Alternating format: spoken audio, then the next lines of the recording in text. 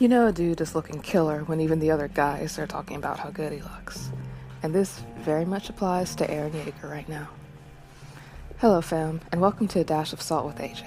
I'm your host, Ahsoka Jackson, blogger, poet, podcaster, and freelance proofreader. As with most of the Attack on Titan content I'll be putting out, this episode will be discussing material from the trailer and the first 3 seasons of the anime, so please be aware of that. Okay, this episode will be talking about the new look that the adult Eren Jaeger has, as seen in the trailer. There are actually multiple shots, but the others are super brief, and of course the one that everyone knows is the one with him tossing on his jacket or hooded cardigan with pretty much all the swagger in the world.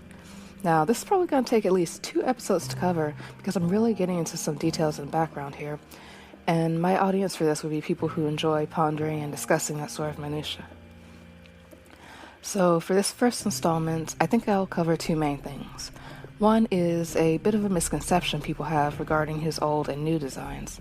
He actually hasn't changed as much as some folks think. And the other is just something to consider in how we talk about him and other characters for that matter. And of course it does apply to real life people as well. Even more so actually. Now, let's get started on the first part.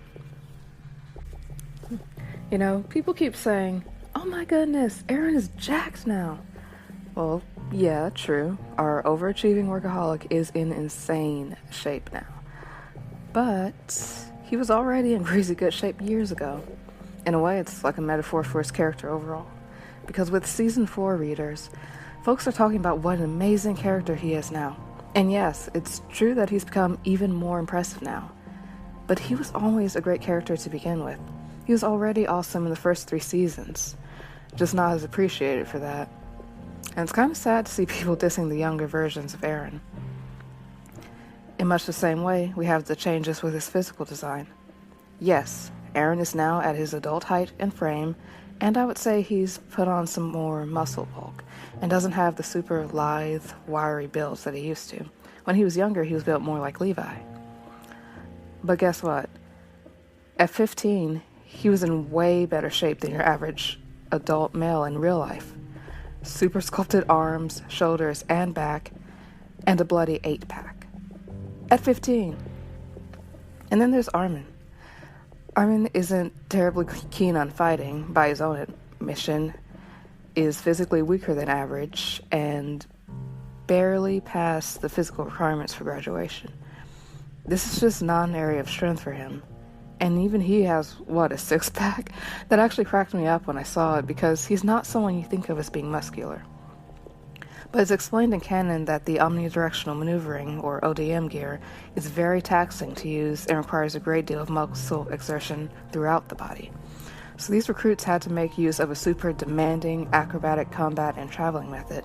Plus, they also went through physical training along the lines of what's done in real-life military training, like having to carry heavy gear on their person at a decent pace and for extended periods of time. So despite their youth, I'd say these children are already some pretty elite athletes at that point. And while things like abdominal definition are partially genetic, you usually also have to still put in a great deal of work, plus have a good diet in order to have certain results. I don't know if fish was readily available within the waterways, within the walls, but we know meat was a rarity, and they talked about largely subsisting on bread and soup. And with their limitations when it came to livestock, I don't know how much access they even had to milk. But I think it's safe to say that they had a pretty simple and solid diet that didn't have much in the way of heavily processed foods like modern diets often do. So grains, vegetables, probably legumes as their primary source of protein, especially if fish wasn't much of an option. I know this kind of thing is pretty niche, but as I said, my content is largely aimed at the folks who'd enjoy in-depth discussion over details of the story, world, and characters. Like a friend I was talking back and forth with about the modes of transportation, AOT, why they hadn't progressed further, and what a good direction would be for their future upgrades. In any case, I do get a bit frustrated that people aren't aware of all this regarding Eren and the rest, because it would have taken a ton of work to get in that sort of shape, which I can relate to more than ever currently, although I still can't imagine that misery level. Plus, to me, it's part of that larger issue of how the younger versions of Eren don't get the credit that they deserve. But on the other hand, it's probably for the best in some ways that people didn't take much notice of this, because he was just 15 back then, and that probably would have gotten very awkward if the current comments people make about Eren are any indication. Which brings me to the next section. When it comes to topics like this, I'm hoping to keep my commentary relatively classy, partially for my audience and partially for a larger reason here.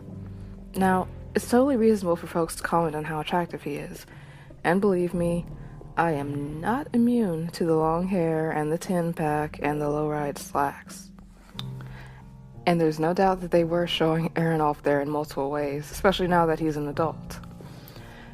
Although the funny thing is that dudes are actually making some of the wildest comments, alongside asking about his workout plan. Heck, Eren inspired me to get back into shape and reclaim some of what I'd lost due to health problems. It's neat to be able to talk about a tangible benefit AOT has brought to my life. However, let's be real here. Some comments do go too far. And I was thinking about how I would feel if the sexes were flipped. I don't mind guys commenting about how a woman is pretty, or even hot, or how she's curvy, or whatever else. But then, some stuff really crosses the line and feels creepy, or crass, or disrespectful. And heck, the sexes don't even need to be flipped. I've already seen people make some really gross comments about Eren, and even though he's an adult now, thank God, some of it still just makes me go, alright, calm down, bro. And one reason I think I need to mention this is that women in particular sometimes seem to get more or less a free pass when it comes to looking at and talking about guys, despite how creepy some of us can be as well. If we want men to not talk about us in certain ways, then it's fair that we extend the same courtesy to them, right? By the way, my series of podcast episodes, TSOK, do include a lot of explicit language, but that's to clearly and bluntly relate and explain the kind of material being written and the messages being sent. It's not done from a standpoint of approving of or encouraging that sort of thing. For example, I might tell you what a creepy child predator type said, but that doesn't mean I approve of making creepy, inappropriate comments about children myself, you know. I figured someone might mention this sort of thing sooner or later and try to act like it's a contradiction, so I wanted to address that ahead of time.